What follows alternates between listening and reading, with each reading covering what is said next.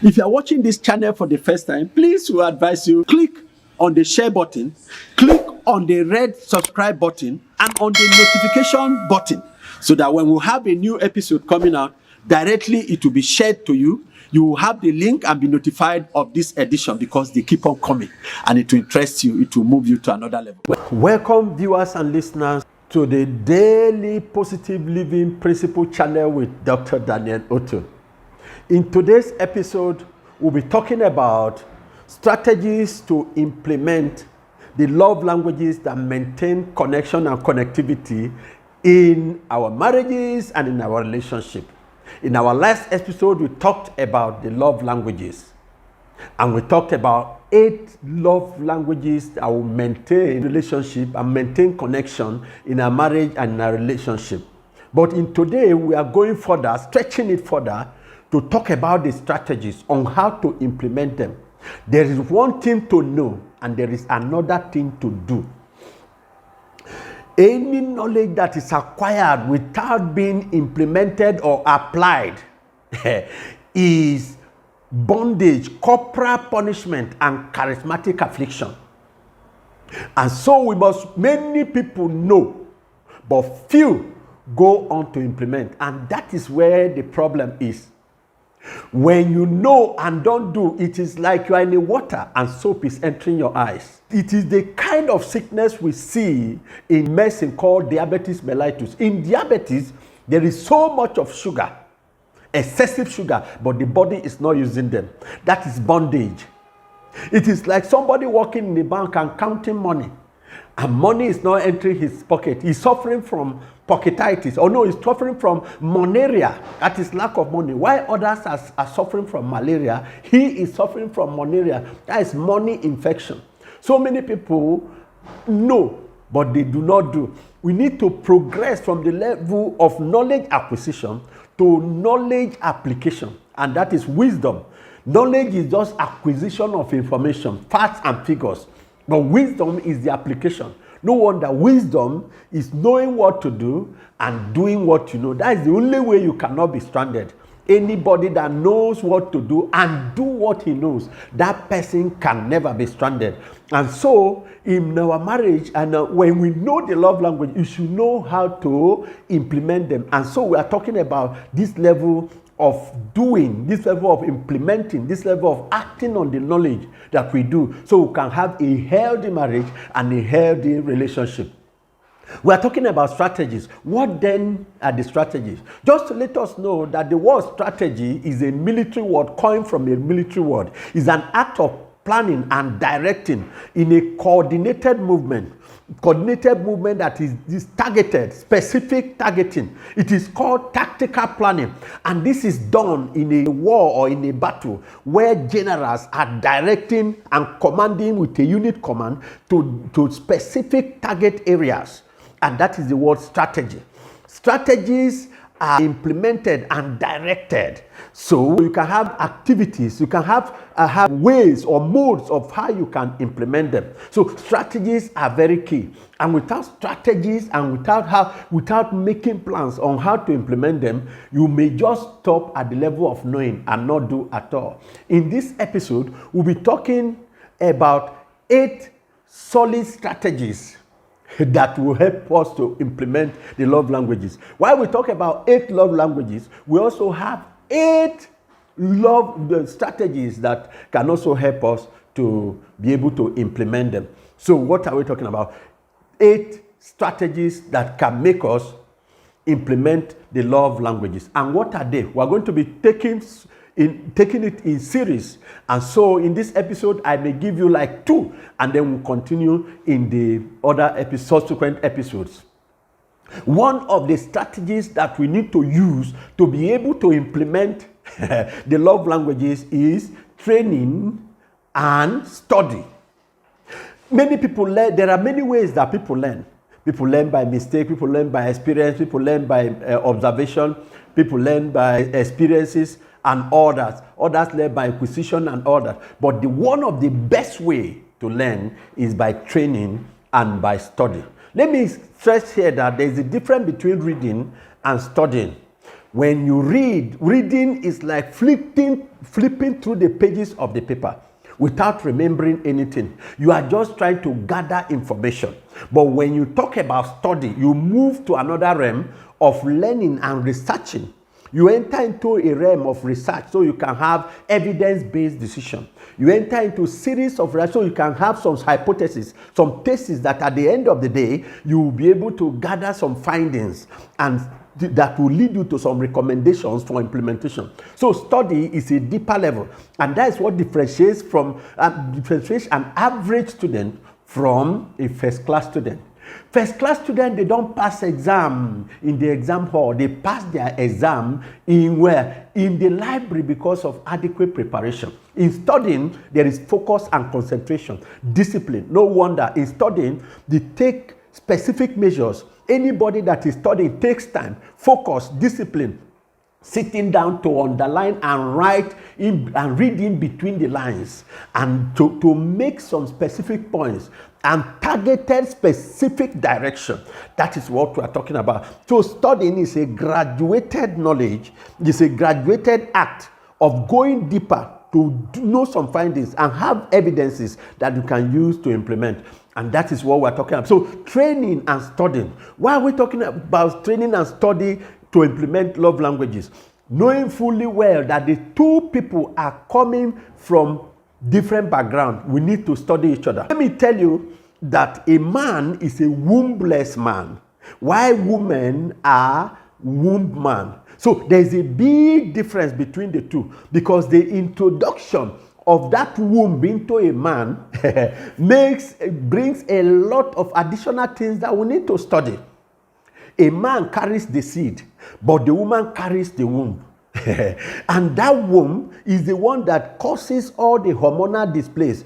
So when man introduces the seed into the womb, the monthly affliction of menstrual cycle, which is caused by the womb that they carry, is the seed that the man introduces is the one that stops that monthly affliction of menstruation or menstrual cycle, if you want to call it. What am I saying? If we need to study, you need to study the human anatomy, the human physiology. What causes that physiological changes that is different from a man is because of the womb that they carry. And so we need to study their pain threshold, we need to study their emotional intelligence, study a woman's emotional intelligence, knowing full well that a man is a raw material while a woman is a refined material. So you can imagine when you put a crude material and a refined material in one umbrella, they need to be studied. If not, they will not be harmonization.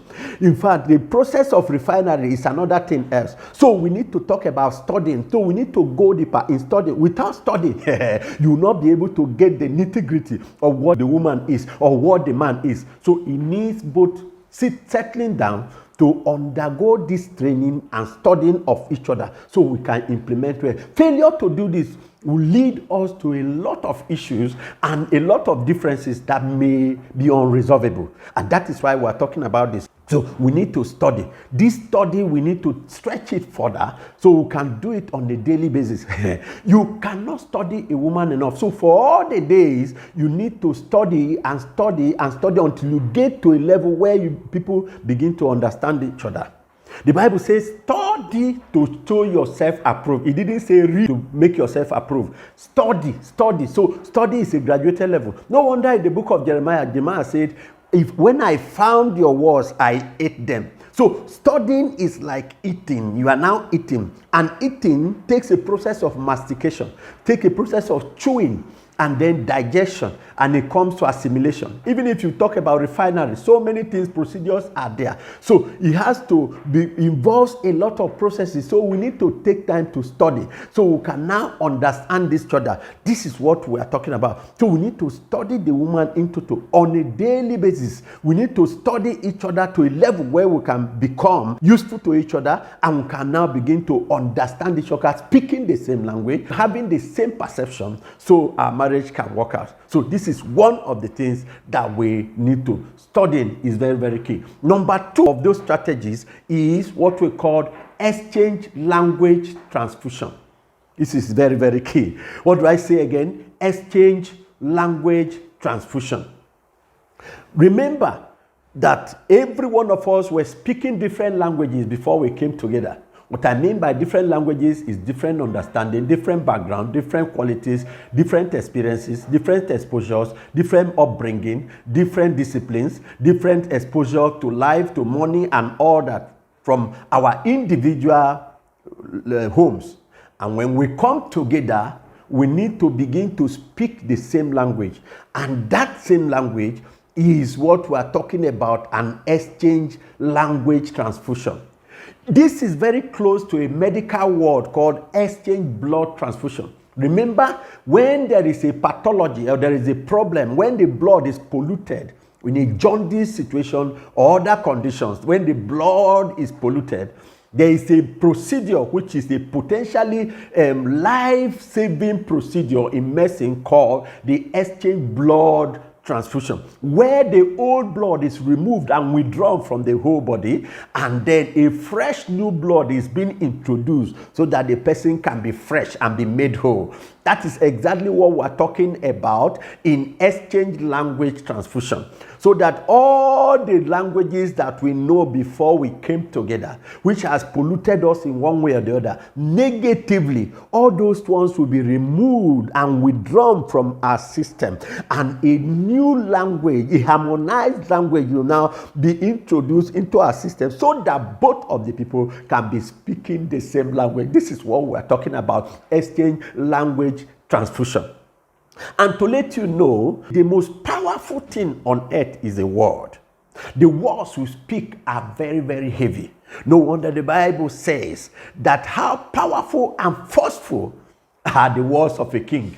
Let me tell you, by words, people can be hanged. If you go to court, you understand what I'm talking about. Just by simple proclamation, a declaration of a word by a judge, a whole person will be hanged and executed. That's how powerful word is. To stretch it further, to let you know that the whole world was created even by words.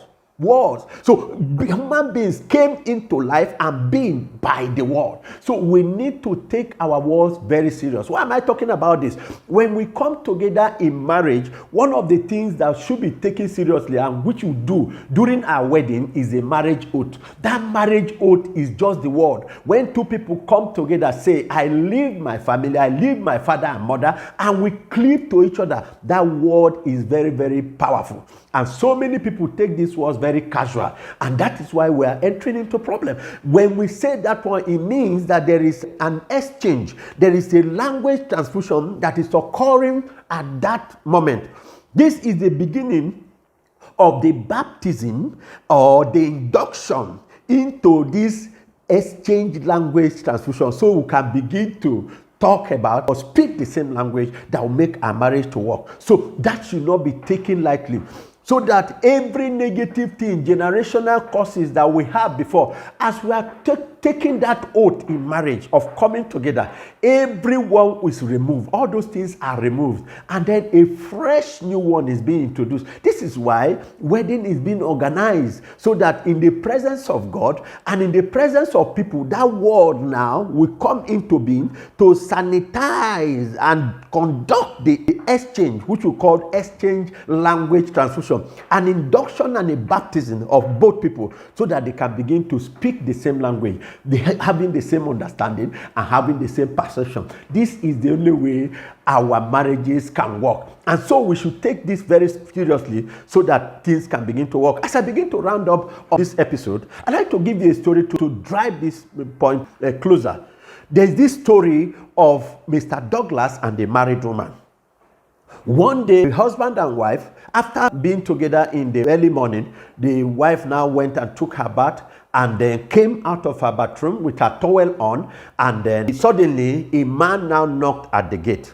So while she was coming out of her bathroom, the husband was also going to take his own bath, and so he now told his wife that he should proceed and go and attend to the person that is knocking at the gate while he proceeds to go and take his own bath. So the wife came in that condition with her towel on and quickly go to attend to the person that was knocking. So at the gate. So she appeared at the gate and was now talking with Mr. Douglas. When they exchanged greeting, the first thing that Mr. Douglas talked about was that, woman, you are so beautiful and I like the way you appear. And Mr. Douglas began to entice her. He began to talk to her. And one of the things Mr. Douglas said that, I would like to see your nakedness. If there is a way that you can just open this towel, bring this towel down so I can see everything that is there, I will be able to like it. The woman began to rain abuses on Mr. Douglas. What kind of person are you? Don't you know I am a married woman? Guess what Mr. Douglas said? Mr. Douglas said, well, I understand what you are saying, but just for me to have a feeling of what is there. No, but you know that I have $5,000 here. If you can just show me this $5,000 will be yours. The woman began to think otherwise. Before you know it, the woman now asks question, are you really sure of what you're talking about? Mr. Douglas says, see, here is the $5,000, and drop the $5,000 on the floor. If only you can open up this, $5,000 will be yours. The woman began to contemplate. Only $5,000 just to open up this my local government headquarters just for him to see my nakedness? What will it take me? It will not take me anything. And that is how the devil begins to work. When the devil comes, he comes he comes in a subtle way. Before you know it, the woman said, okay, if that is the case, there is no problem. Just to see, he won't take it. By the time he sees my nakedness, he's not going to take anything that he sees. So he now gave in and then opened her whole body, stark naked, from top to bottom, breast open, local government open, bum, everything turn around. Mr. Douglas even made a further request. Please, ma, I have this $100. I want to put it into your pussy. I want to put it into your local government headquarters. Can you imagine? And the woman bent. Can you please bend down for me? The woman bent down for Mr. Douglas. He put the $100 into the local government headquarters. And after then, Mr. Douglas disappeared and gave her the $5,000. Guess what happened? The woman took this money and was actually excited and said $5,000 at this small episode. Oh my God, he was happy and began to calculate what he was going to do with this amount of money, and that she was not going to tell the husband because this is her deal. And then she was going in very happily. And she didn't know that while they were discussing, because the discussion between her and Mr. Douglas took time, the husband came out of her bathroom and was peeping through the window to see what the wife was doing. So she actually saw when the wife opened herself and saw and also bent down for Mr. Douglas to dip that $100 into her local government headquarters. When she came in after this encounter with Mr. Douglas, and the first question, when he came to the husband, the first question that the husband asked is, who was that person? Guess what the woman said? He said, it's one stranger. Don't have one stranger that just came. He didn't know where he was coming from and was asking for directions and here and there. So she decided to now give him all the direction. And the husband said, I hope it is not Mr. Douglas that came to pay my debt of $5,000. Oh my God. The woman became bewildered. She was in a state of perplexity. It was in a state of confusion. In fact, guilty conscience began to come all over her. Oh my God. She could no longer see the face of her husband. And to compound the problem further, the husband said, didn't you know that I was watching you closely when you were opening all your body for Mr. Douglas? I saw when you even bent down. Oh my God. Is it a wife or a knife? That was the question. So it means I don't have a wife any longer. This thing I told you from one level to another. And the end of discussion is separation and divorce. What are we talking about? If there is no exchange language transfusion, it is a problem. The language the woman was speaking before she got married, she continued to speak that language. There was no exchange language transfusion. And so she thought everything would still blend when in marriage. In marriages, you don't own your body. The two people own it together. And so permission must be taken if any other person must visit the body. This was the end of discussion. I like to let you know that these things are very important, and they are the ones that enhance our connection and connectivity in our relationship. I like you to follow me gently because there are so many things to learn. This is actually an interesting session. I like you to hook on to me. Follow me gently because we are going somewhere. And I tell you, your life will not remain the same again. Hook on to this channel, subscribe to it, invite other people, share to others so they can enjoy what you are enjoying. So thank you, listeners, for having my time, and thank you for listening to me. God bless you, really good. Stay tuned for the next episode. God bless you.